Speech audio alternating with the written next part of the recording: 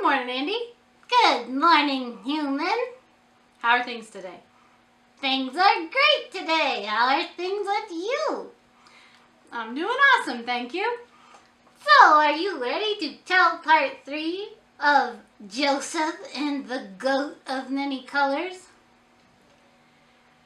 Andy, we talked about this last week. He didn't have a goat or a boat or a tote of many colors.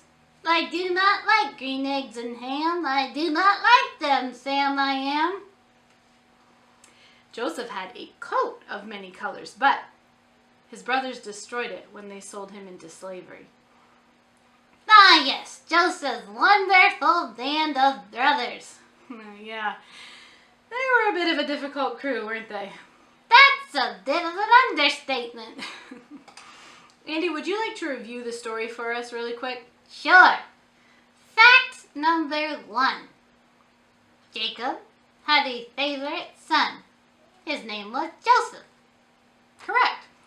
Fact number 2. Jacob gave Joseph a coat of many colors. That's correct too. Fact number 3. Joseph's brothers were jealous of his coat. Also correct. I'm 3 for 3.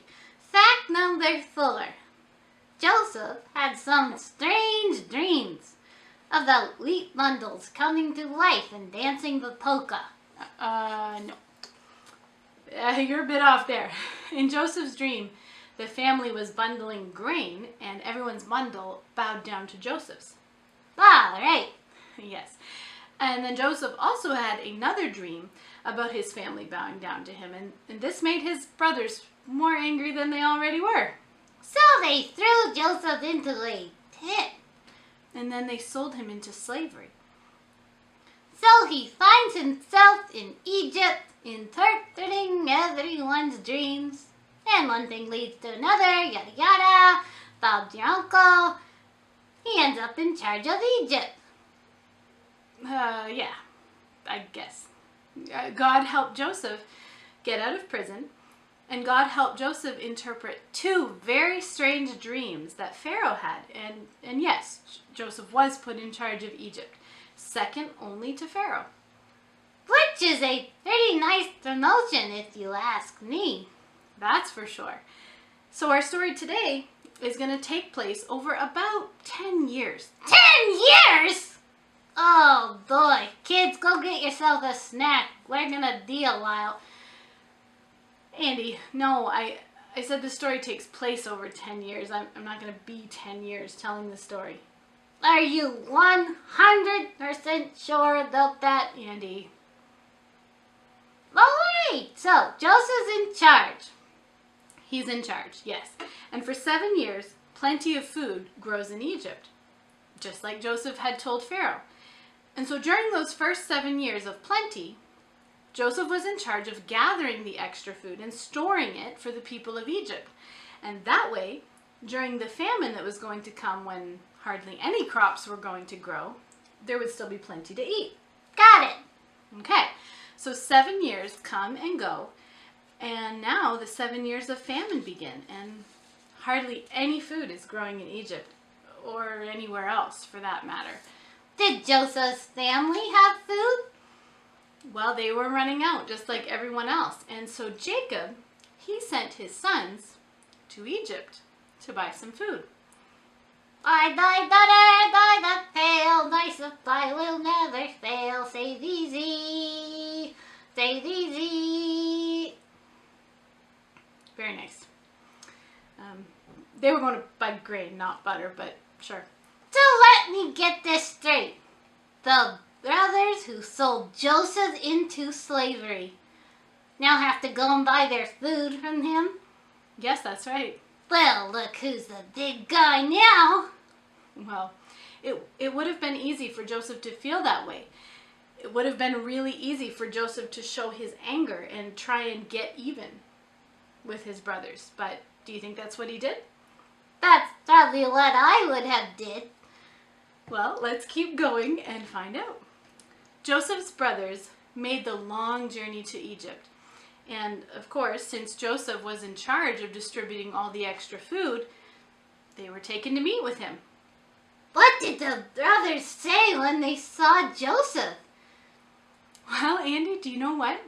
They didn't even recognize him. What? No. He was dressed in Egyptian clothes, and of course he was much older now. They hadn't seen him in so many years, and they certainly didn't expect him to be a ruler in Egypt. Remember, they sold him as a slave, and slaves don't become rulers.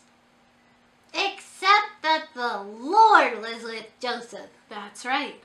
Because the Lord was with Joseph, and because Joseph had not gotten angry at God, God had taken care of Joseph, and he'd used him to help many people. Now he was about to help a whole nation, and he was also about to help his family in a big way. Okay, so the brothers didn't recognize Joseph, but did Joseph recognize them? He sure did. Joseph didn't give away his identity right away, though. He wanted to see if his brothers felt bad for what they had done to him and to their father. Basically, if they felt bad for sinning against God. And so Joseph accused them of being spies sent to see where Egypt was weak, just to see what they would do. They weren't spies. No, and Joseph knew that, but he was testing them. So he sold them some food, and they left to go home. But Joseph wanted them to prove that they were not spies, and so he asked them to leave one brother in Egypt and bring the youngest brother, who had stayed home, to prove that they were telling the truth about their identity. So the brother they left behind was Simeon, and the brother that was back home was Benjamin. This seems to be a convoluted plan. Maybe a little, but there's more. Joseph put the money that they used to pay for their food back in their bags. Now, the brothers didn't realize this until they were many miles down the road. And when they saw the money in their bags, do you know what? What? They were terrified. Why? Well, because it looked like they had stolen food from this ruler in Egypt without paying for it. And in fact, the brothers thought that God was punishing them for what they had done to Joseph. So what did they do? Well, they went home and they explained to their father that they had to bring Benjamin to Egypt, or Simeon would be kept locked in prison. Now, Jacob, he was really unhappy with them. He didn't want to send Benjamin on the journey to Egypt. He knew all the things that could go wrong. But he allowed them to go because he knew there was no other way to get Simeon back. And there was also nowhere else where you could get food. Jacob thought the worst was going to happen. But guess what? What? It wasn't the worst that was going to happen. In fact, the best was about to happen. He was going to get a pony? No. A pony? I like ponies. No. Jacob sent gifts with his sons, basically to try and get on the good side of this ruler in Egypt. Who was in fact his son Joseph. Yes, who Jacob believed had been dead for many years now. So they get back to Egypt and Simeon is released? Well, Joseph had a special plan for revealing the truth. So he invited all the brothers to dinner. And guess how he seated them?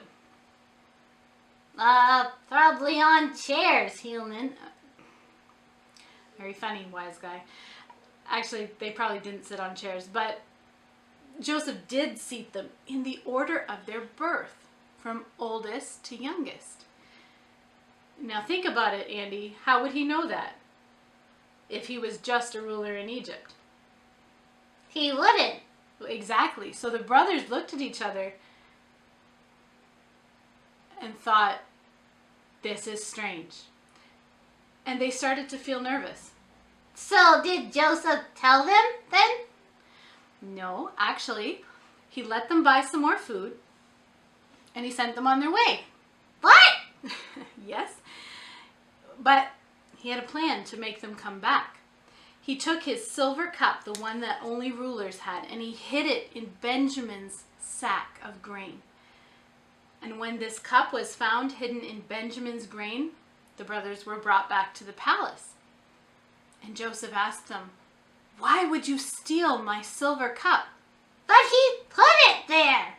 He did, but he wanted to see what they would say and do. Joseph told them, "I'm not going to punish all of you, but I'm going to keep your youngest brother Benjamin to be a slave because the cup was found in his sack." And do you know what the brothers did? What? They immediately began offering to take Benjamin's place. They didn't want to cause their father any more grief by taking his youngest son away from him. And they knew how much it would hurt Jacob's heart because they had seen it before. In fact, they felt so bad, they confessed to Joseph that they had sinned against God when they sold Joseph into slavery so many years ago.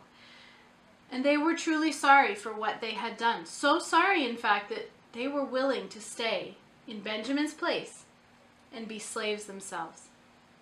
Wow. That's a big change of heart. That's the truth, Andy. And that's what Joseph was looking for.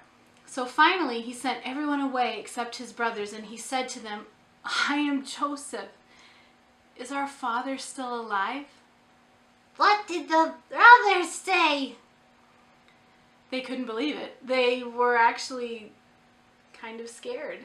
And then Joseph told them to come closer. And finally, they realized he's telling the truth. This is Joseph, who we sold into slavery. Were they happy?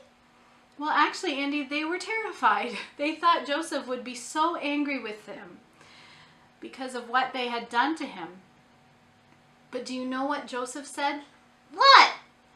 He said, "Don't be afraid. You meant this to harm me, but God has worked it out for my good and for your good too." And the brothers hugged and cried. That's an incredible ending. I told you. Joseph sent them home, and he told them to bring their families and Jacob, their father, back to Egypt, and they would live in luxury for the rest of their lives. And all of this happened because Joseph didn't get angry with God, but instead he trusted God to take care of him. And God took care of Joseph, his brothers, and an entire nation.